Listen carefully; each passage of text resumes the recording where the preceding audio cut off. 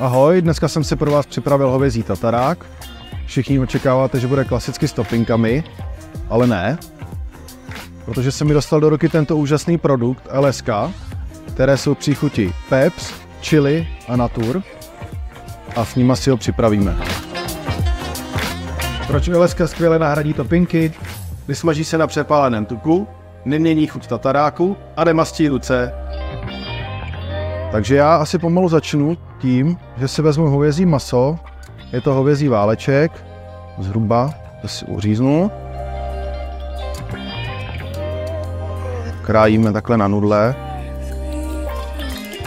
A tímhle pomocníkem pomeleme. Takže maso si nameleme.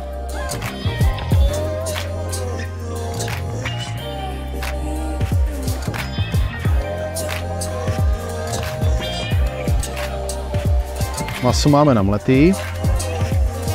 Cibulku najemno.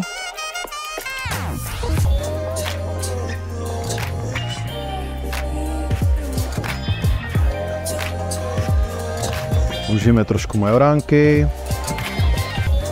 Lehce kečupu. Orchestrovou omáčku.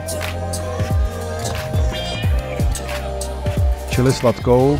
Omáčku použijeme, nebo můžeme klidně čerstvou feferonku podle chuti, jak má rád kdo ostré, ale jelikož LSK jsou i pepřová, i chili, tak si myslím, že nebude potřeba. Vysolíme. Lehce pepře.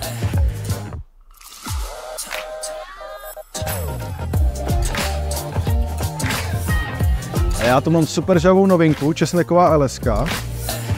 Výhoda všech LSK je, že nejsou smažená, obsahují vysoký podíl bílkoviny a neobsahují éčka.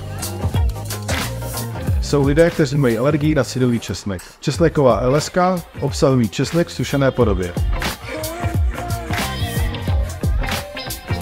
Takže máme hotovo a já vám přeju dobrou chuť.